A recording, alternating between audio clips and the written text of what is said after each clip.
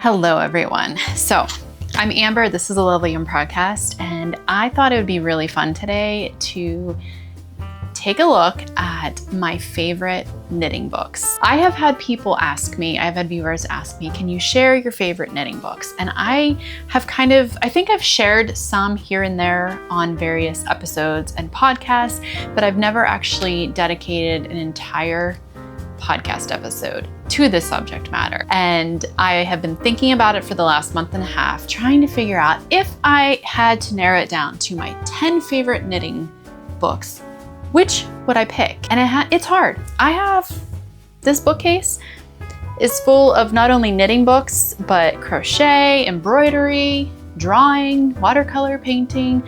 I love books. I am a collector of books as well as a collector of yarn. I thought about it for like a month and a half. I have 10 of my favorite knitting books right here.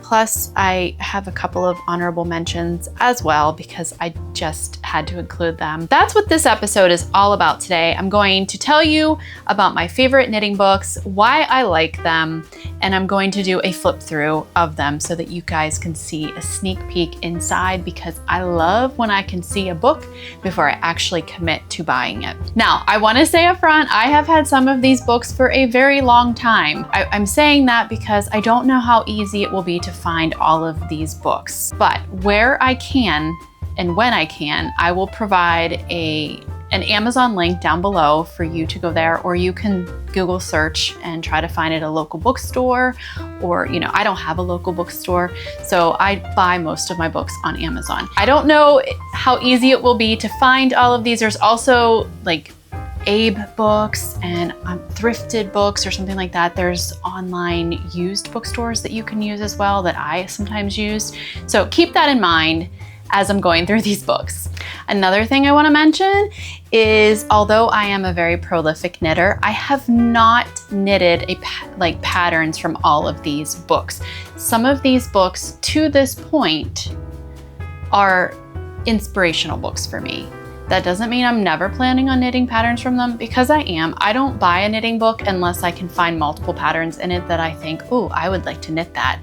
But I have not knitted from every single one of these books. Some of them have been pure inspiration to this until this point in time. Let's just dive right in. Let's get started and let's take a look at my top 10 favorite knitting books. Okay, book number 1 is a more recent, as in I think I bought this within the last year and a half. It's 52 Weeks of Scrap Yarn. This is a Lina Publishing textbook. Really, it's a very nice hardcover book. I actually talked about this one, and I'm pretty sure I did a whole standalone review type episode for this. Am I wrong? Maybe I was just planning on doing that and never did. But if I did, I will link it down below if you want to check this book out in more depth. I love this book so much. I love scrap projects. Scrappy projects are some of my favorite kind of knitting and crochet projects. And I almost always have at least one scrappy project going on in the background. I don't often talk about it because oftentimes they are bigger projects like afghans or blankets. But this book is full of patterns that you can use scrap yarn with. And I am going to do a little flip through, like I said, for all of these. But basically, this book has 52 scrap yarn patterns, and there's smaller projects, there are very large projects, there's accessories, there's sweaters, and I think there's home decor in here as well. And then some of them are made purely out of scrap yarn, where others you're using a main color or a main yarn, and then you're using your scrap yarn to add in nice little eye-catching details. There are also a couple of crochet patterns in here as well, in addition to the crochet, in addition to the knitting. I can't remember what those projects are exactly, but probably I think there's some mitts. Maybe they mix crochet and knitting. But anyway, I love it. There are multiple patterns in this book that I want to knit. And so I thought maybe, I know I did this before. I think I did this before, but I want to show you a couple of the ones that I really like and I actually plan on knitting. So the Celebrate pullover. Look at that. Gorgeous. Love it so much. I even really like the color scheme that the designer chose for this sample photo. This next sweater pattern is also very fun. This is called Vestiges. Look at that. That would be so much fun to play around with your different scrap yarn and make different colors. This next sweater is very, I don't know. It uses scrap yarn because you're embroidering on it, but it's not actually that you're knitting with the scrap yarn, but it is really pretty. It has these little flowers embroidered into it. This is called the Aster pattern. Oh, here's the crochet and knit. Look at that. That's a fun cardigan right there. I mean, there are 52 patterns in here, so there are so many patterns that you can get so much inspiration. Like, how fun is this vest?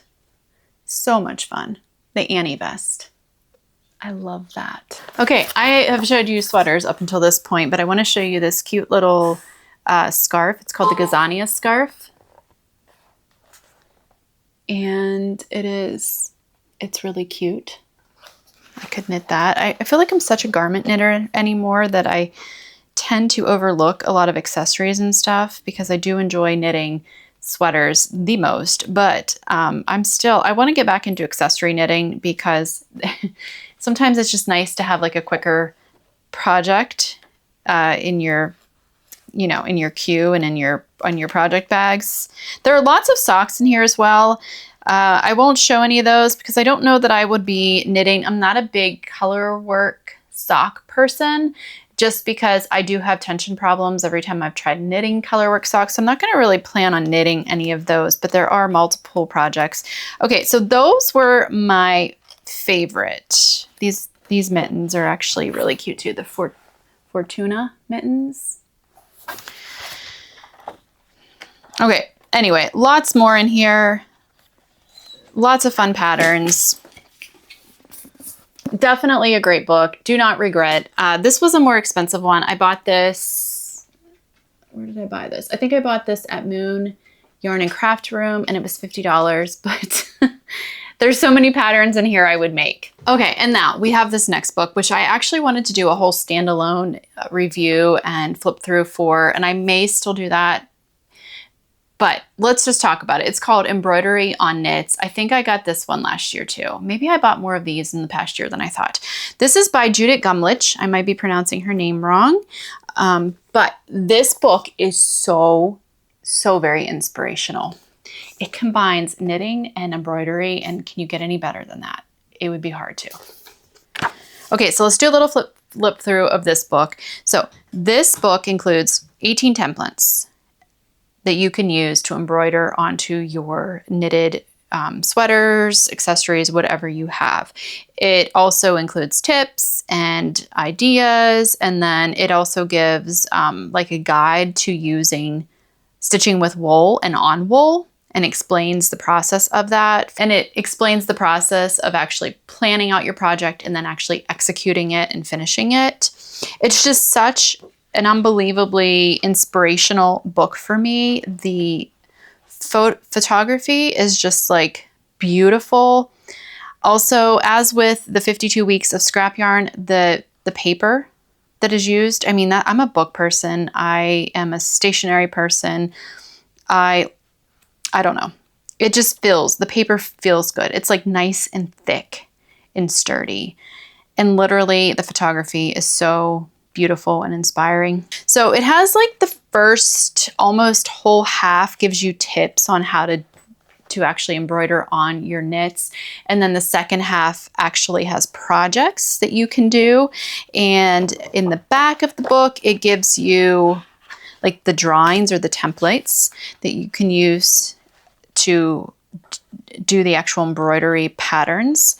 But again, this could just also be a springboard for your own like creative thoughts embroidering, because I don't know, I feel like embroidery, maybe once you start, when you first start, it feels easier to use like a template and buy something somebody else has already drawn out and creative. But I think that once you get comfortable with it, it's also an easy art form to just kind of be like free form.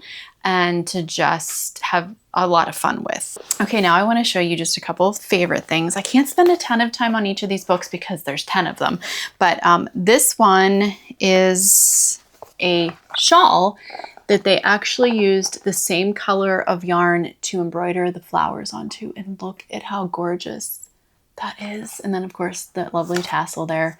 I could definitely see myself making this the cutest little sweater for children with like little, what are they, daisies or something? Yeah, daisies. Look at this beautiful fern. Oh my goodness, look at this. Look at that beautiful cardigan. Oh, this is so inspiring. Every time I look at this book, I just feel so much creative energy. Very pretty. But isn't that gorgeous? Oh my gosh, so pretty. Love this book. Love this book. These first two that I'm showing you, the 52 Weeks of Scrap Yarn and then the Embroidery on Knits, these are maybe, it's hard for me to say for sure, but I think these might actually be my most favorite as far as inspiration goes. They're just so very, they just make me feel, they fill my head with ideas. All right, the next book I have is called Coffee House Knits, and it is a book that was put together by Carrie Bogert. Now, this book has, I should show you the front. It has knitting patterns and then some knitting essays, and it features all different designers in here. But this is just a really beautiful book, and it has a lot of, I would say, more classic pieces, knit pieces. Definitely some fun, like there's a Colorwork cowl that's called the Flat White Cowl that looks like it has coffee beans on it. There's garments in here. There are shawls. There is, I will show you guys, there's some socks. Okay, so let me show you a couple of my favorites. So the first one is the Dirty Chai pullover. This is just a really big, oversized, cozy sweater. Isn't this cardigan beautiful?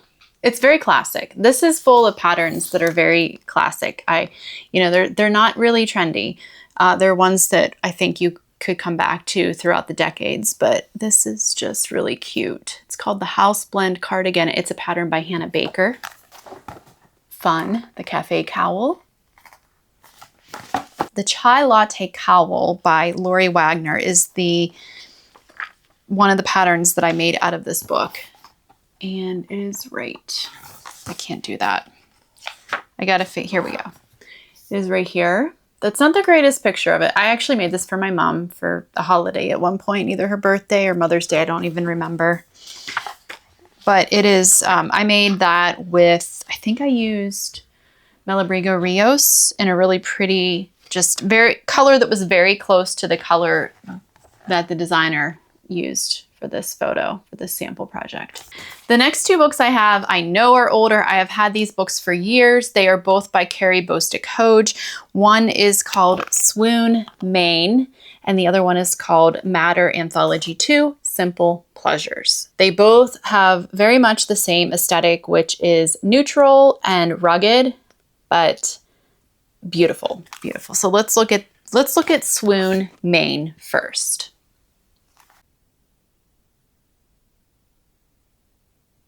So the way this book is set up is that it has patterns, but it also has really beautiful photography. And I'm assuming most of this photography, if not all of it, is coming from the landscape of Maine, which, yeah, I love Maine. I love the rugged landscape of the state of Maine. But this is also another one of those books that has really nice, thick, sturdy paper, matte paper, which I really appreciate in books, especially these kind of books. So it has this has pullovers, it has vests, it has some children's clothing, it has accessories, color work. You know, it's got like a whole variety of different patterns that you can choose from. So then you get into the back of the book, and that is where all of your patterns are written out into the instructions. And so your front half is you're looking at all the patterns and getting like all the different angles of the photography and it's more stylized and stuff. And then you go to the back and you get your actual knitting instructions. So let me show you a couple of my favorites. I love this C pullover. I like the split hem, and it looks like it's a high-low hem, and I love the neck on this as well. This little shoreline vest for kiddos is absolutely adorable. I'm putting that in my queue for future grandchildren knitting, as well as this next one, which is the little lighthouse pullover. It's a Colorwork sweater. I love that Colorwork yoke. It is just so very adorable. And I just realized, so when they're giving pictures of the different patterns, they actually have stated where the pictures were taken. And so far, every single picture has been taken in Maine. Here we've got a Colorwork sweater for an adult, which is also the one that's on the back. Okay, and then the last one I want to show you is the Sunrise Cardi, because I think this looks so nice just to be like a pull-on cardigan, either in the summer because it is short sleeved, or in the winter over like a long sleeve t-shirt. So that's really gorgeous. Has that really nice texture to it. Okay, so that's the Swoon Maine book. Okay, let's look at the Anthology 2, Simple Pleasures, that was put out by Matter. And again, this is another very simple, lots of neutrals in the photography. I believe that these pictures were probably taken in Maine as well. It was also copyrighted in 2015. Looks like there's 17 patterns in this book. But I mean, again, the photography is beautiful. This book has more of a glossy finish to it, so it's not the matte print, but also, I mean, it's a nice thick paper. Okay, so let me show you a couple favorites. So I think this is pronounced Lucia cardigan. I love this. It's got a hood on it, which I think is really cool. And this book is also set up like the other one that I just showed you, where the patterns are all written out in the back. I love this Lee top. Can you see that? The detail like on the yoke portion where you have, it looks like it's just guarded. This looks like it would be a very easy top to make, but it's really, really beautiful. So that is definitely one that I would knit. Okay, I think that this Louise cardigan would be fun. So it's very neutral here. I have said in the past, I am not a gray person. I don't like gray. Everything I've knit in gray, I don't wear. But wouldn't this be fun to just do different colors? Like you could do, this is gray, so they're using different values of the same color. And I feel like you could do that with any shade. And I think that would be a lot of fun. Or you could totally just, have fun and just do two totally different colors, which would also be an interesting thing to do. Okay, the Laurel cowl. I'm not a big cowl person, especially if I'm gonna wear a cowl, I prefer one that I can just pull straight on and it is like tight against my neck. So this one looks like you'd have to double it, but I think it's really cool. It reminds me of either hills or waves. I don't know if you can see that, but it must use short row shaping. Oh, right there maybe. But the way that I think that would be a really fun knit, and it's beautiful. Okay, so now we're gonna move into my most recent book purchase, which was a sock pattern book. And I had been hearing all kinds of really good things about this particular designer. And I was, I'm just gonna say who it is. It's Summer Lee. Anyway, I bought this book. This is the first one of her books. She actually just released another one. I think when I was looking online, I thought this one looks like I would enjoy it more, and I do. I really like it, and I love her instructions. I'm using her instructions in here on how to do an afterthought heel. Sometimes I feel like reading certain types of instructions in books are challenging, but I'm finding her instructions very easy to follow. So let's do a little flip through on this. Basically, this book is just full of all different kinds of socks. I don't even know how many patterns, 25 patterns are in here, which is a lot of patterns for socks. And there's like stripes, and there's just more like you know, ribbed, basic sock. There's DK weight. There's socks with mohair. There's fingering weight socks. There are colorwork socks. There are cabled socks. There are just other textured socks. There's just lots and lots of socks and lots of instructions. And it's basically broken up into sections of like, if you want to knit this kind of sock, this is what you do for it. These are the techniques. And here are some patterns for that sock. So I just find this, I love how this book is organized. She gave a really good way on how to, if you're doing scrappy socks and you have a bunch of ends, how to kind of like knit them in as you go. If you don't know how to do that, she gives really good instructions for that. Lots of great, ombre socks. If you want to know how to make ombre socks, she's going to take you through that. I mean, look how fun are those ombre socks? Look at that. This book is full of really fun socks. It makes me want to knit socks again. Would highly recommend this. It comes very highly rated on Amazon as well as Goodreads, as does her second book. Her second book has more color work. And like I said, I'm still trying to figure out the whole color work tension thing. She does talk about that. I actually read this book through front to back when I got this. I think I've had this book 3 months.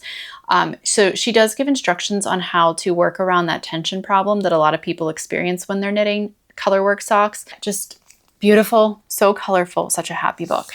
Okay, I love colorwork knitting, and these last 4 books that I have to share are all colorwork.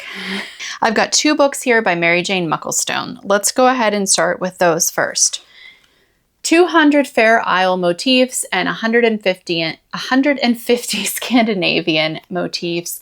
Now, these books are so great. Right here in these 2 books alone, I have 350 colorwork opportunities and options to choose from. And if you want to design your own thing or add color work into a project, this makes it super easy for you. Of course, you could get graph paper or use some sort of digital thing online to like graph out, chart your own color work, which is fun. Not saying I won't ever do that, but there are a lot of options in these 2 books. Both books in the very front give some just general instructions on colorwork knitting and like the terminology and stuff that's used when you're doing colorwork knitting. Gives you information on charts and using colors in charts. There's also information on how to plan out your colorwork project using the charts that are provided in this book. And then we go through and you can see there are all different types of colorwork motifs. This first one I'm showing you is the Fair Isle book. And so you've got some simple stuff here in the beginning, and then it progresses as I'm flipping through here. The motifs get a little bit bigger, a little bit more complex, but nothing I don't think that would be like overly difficult. And as you can see, as I'm getting towards the back of the book here, the color work is getting a little bit more complex. I'm trying to see, I think, I'm trying to see if there's more than, yeah, like, so some of them, I don't know if some of these charts have more than 2 colors being used at a time. It's kind of looking like no, but I would be surprised. That is the first one, the Fair Isle. And then we've got, let's do a little flip through the Scandinavian motifs. This one, I think this one's a bit more fun. It's less of the traditional stuff and more like maybe modern Scandinavian looking. Again, front of the book has just general knitting information and colorwork knitting information. There's some stuff on using colors and just some tips on planning your project, measuring and all that. And then let's get into this really fun motif dictionary because yeah, this is lots of fun here. Lots of options. You could have just a creative heyday with this book. So we're just going to do the flip through. Oh my gosh, that's so cute.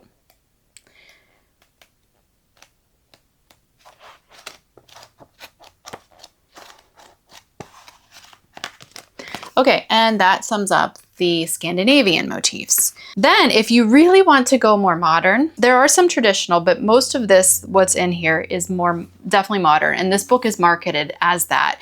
You might want Andrea Rangel's book, Alternate Stitch Dictionary. Okay, so this is fun. It's like very modern color work motifs.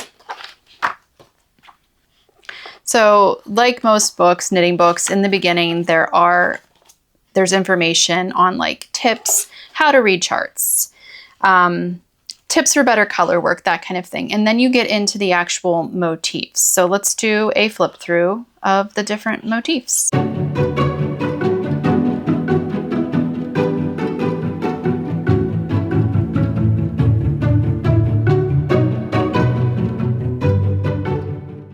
Okay, and then in the very back, there are several projects that she gives for you to use the motifs in, like already written up.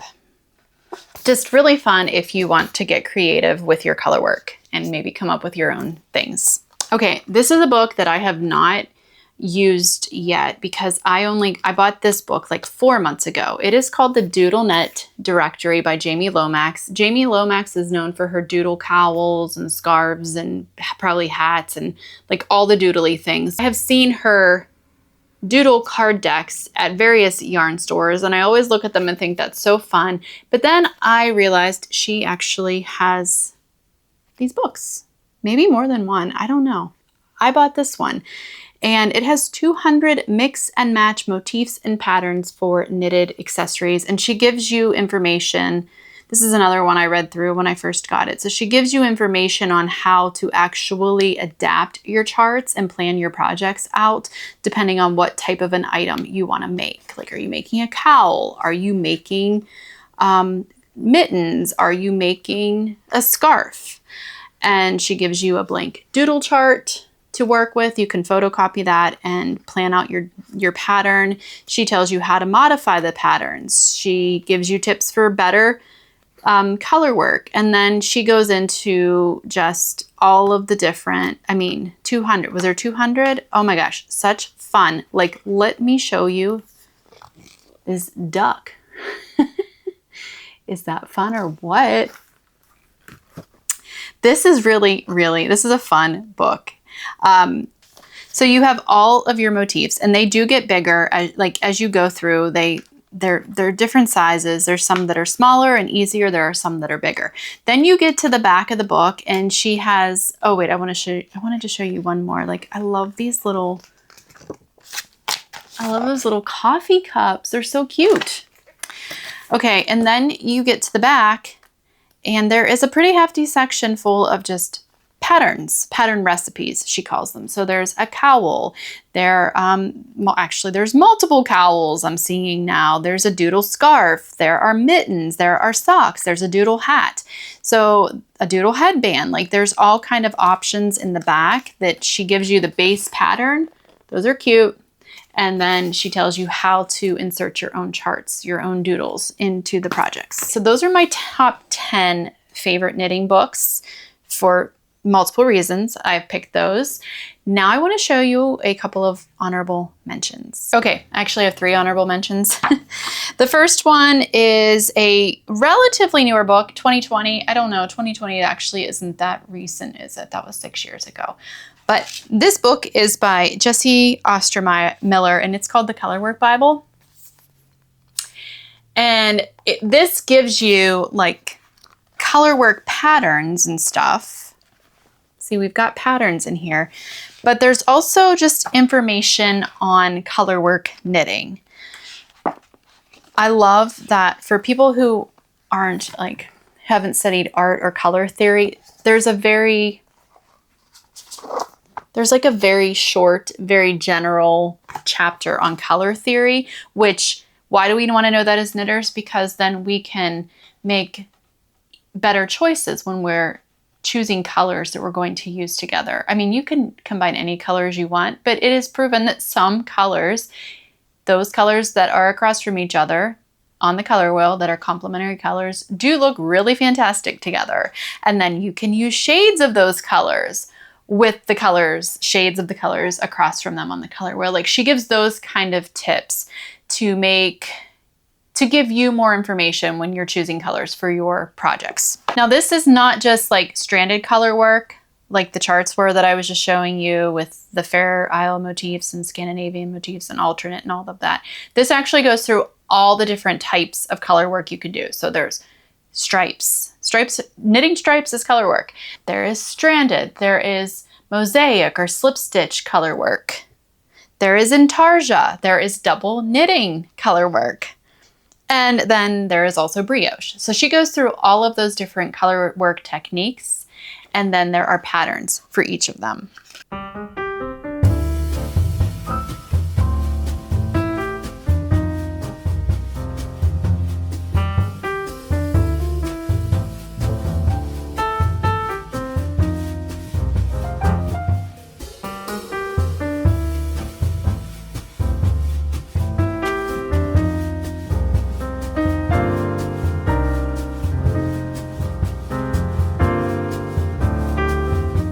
All right, this is my newest book. This one is called Happy Nordic Knits, and it has modern stranded colorwork designs that were inspired. Well, the designer is from Scandinavia, so she's Scandinavian, and she has a bunch of designs. It's really pretty. It's a pretty book. It's a cozy book, okay? That's why, I mean, these are fun patterns. They kind of remind me of the 80s, which is I think why I was drawn to this book. I was a kid in the 80s. Yeah, I was born in 1979, so I was a kid in the 80s. So like, I feel like I wore sweaters like this. This is so cute. It's called the Mattis sweater. It's very bright in her colors, but here is another option. Like, I mean, it's color work. You can pick whatever colors that you want. Now, because these are Scandinavian patterns and they do have pretty long winters there, a lot of the yarn that is used for these patterns are like Ramafino or, you know, like really rustic wools. Do you want a balaclava? Because here's a really pretty cute, there's a really cozy balaclava there that you could knit. There's headbands, there's hats, there is a cowl, there's multiple mittens. This Lofoten folk sweater is so cute. And she gives it, like she gives pictures of it in different colors, which is nice. So pretty. Okay, so here's another really fun one. I would love to knit this. Isn't that fun? Oh my gosh, and could I knit it in those colors? Because I think I can. I'm getting more brave with colors as I get older. Basically because I'm learning more about what colors look good on me, and also because I don't care if people think I'm weird for wearing a certain color. Like, I just don't care anymore. Okay, so that's another honorable mention. I have one more honorable mention, and this book is old, and I have a feeling you're gonna have a hard time finding this because when was this published? Let's look and see. It was published in 2011, but it is called The Gentle Art of Knitting. I think I bought this secondhand because I don't even have a dust jacket. It's just, this is what it looks like. But I'm gonna do a flip through so you can see. I just think this book is so very cozy. The patterns are so cute. There's patterns in here I would definitely knit, for sure. Like practical patterns, you know, like towels and hot water bottle and cover and a really pretty apron and like just a tea kettle cozy. Like lots of really cute things. There's also some that I wouldn't knit, of course. It's very rare that I find a book that I'm going to want to knit everything that's in it. And there's also in the back, there are a couple of crocheted blanket patterns, which is weird that they put that in a knitting book, but oh, there's like 3, I think. But those are fun too. So yeah, this is just a really fun book. And who's the author of this? Jane Brockett. So another honorable mention. Okay, so that sums up my favorite knitting books. I hope you enjoyed that. And this list is all subject to change because I will continue to buy knitting books. Just a matter of fact. I love books. I love to knit. I love beautiful pictures and beautiful books.